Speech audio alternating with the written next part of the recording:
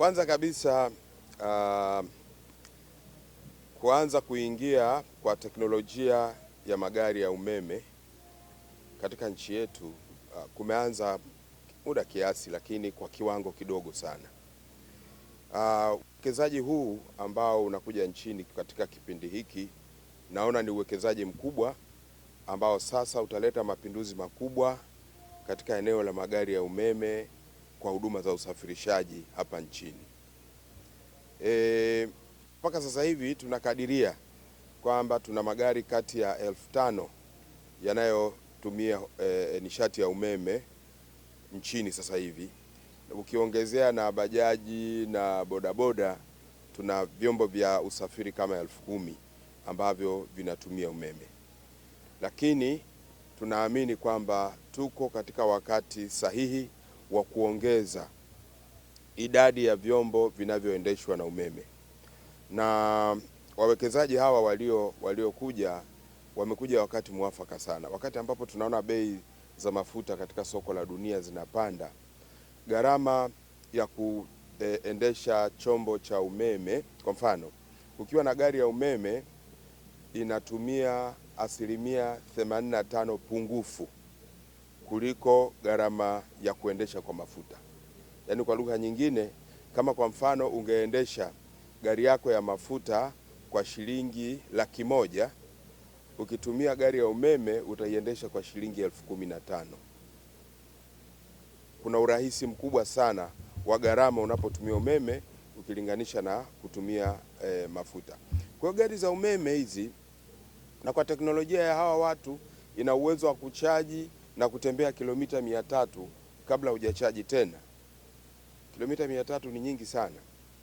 Kwa hiyo tuna uhakika kwamba tukienda na teknolojia hii tutaleta urahisi mkubwa sana katika maisha ya watu, lakini pia tutakwenda kwenye eneo la mazingira, kwa sababu gari hizi hazina emission yoyote, hazitoi moshi wowote.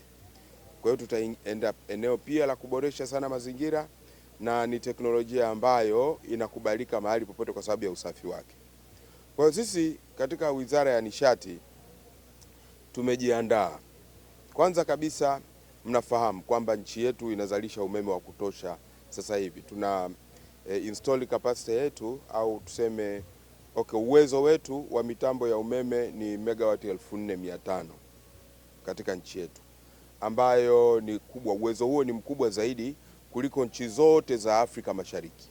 Sisi ndio tunaoongoza, na bado tuna mipango mingine ya kuendelea kuwekeza kwenye uzalishaji wa umeme. Kama mlimsikia Mheshimiwa Rais Dr. Samia Suluhu Hassan akitoa maelekezo kwetu kwamba anatarajia tuweze, au ametuelekeza tufikishe megawati 8,000 ifikapo mwaka 2030, na tayari tumeanza mipango ya kufikisha hizo megawati 8,000. Kwa hiyo tukiwa na megawati 8,000 ifikapo 2030, nchi yetu itakuwa iko mbali sana, na tutakuwa tumewaacha mbali sana wenzetu.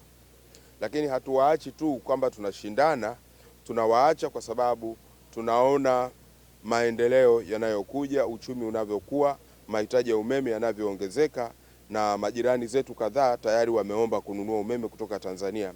Kwa hiyo tunaamini ni uwekezaji muhimu. Lakini tunapoanza kuwa na teknolojia kama hizi za magari ya umeme zikija nchini, tunadhani ni wakati mwafaka kuongeza uzalishaji umeme ili kuweza kukidhi mahitaji yatakayoongezeka kwa vyombo kama hivi vitakapojitokeza. Labda tu niseme kwa sasa hivi na kwa hali ilivyo, hata magari haya ya umeme yanapokuja, tunao umeme wa kutosha wa kuweza kuendesha magari haya, na ili kusupport kuwezesha teknolojia hii nchini, tutaweka maeneo ya kuchaji hayo magari sehemu mbalimbali za nchi. Kumbuka sisi tumesambaa nchi nzima. Kwa hiyo tayari tumeanza mipango ya kuhakikisha maeneo mbalimbali yana sehemu za kuchaji, ili kama mtu anasafiri kutoka Mwanza kuja Dar es Salaam, anaweza kuja akafika Nzega akakuta charging station akachaji gari yake, wakati anapata chakula cha mchana gari ikawa inachaji. Akatoka pale akafika Dodoma akachaji gari, akatoka pale akifika Morogoro akuta charging station. Kwa hiyo tunatengeneza na charging stations zile zitakuwa kubwa, zitakuwa na charging points nyingi, ili magari mengi yaweze kuchaji kwa wakati mmoja. Na bahati nzuri wawekezaji hawa wanaokuja na wenyewe wana mipango yao ya charging. tunaamini kwamba teknolojia ya magari ya umeme itakuja kwa kasi zaidi katika nchi yetu, na nataka niwahakikishie kwamba itapunguza sana ukali wa maisha, kwa sababu gharama kubwa tu ya ile gari ni wakati wa kuiagiza, lakini ukishakuwa nayo, kama mimi na chaji kwa shilingi 15,000 natembea kilomita 300, fikiria ungetumia umeme wa shilingi ngapi, mafuta ya shilingi ngapi kwenye kilomita 300. Lakini pia gari hizi hazina service, hazina kwenda kubadilisha oili, kumwaga oili, sijui kubadilisha filter, kubadilisha, hakuna. Ile ni mota iko pale, ni mota tu inazunguka.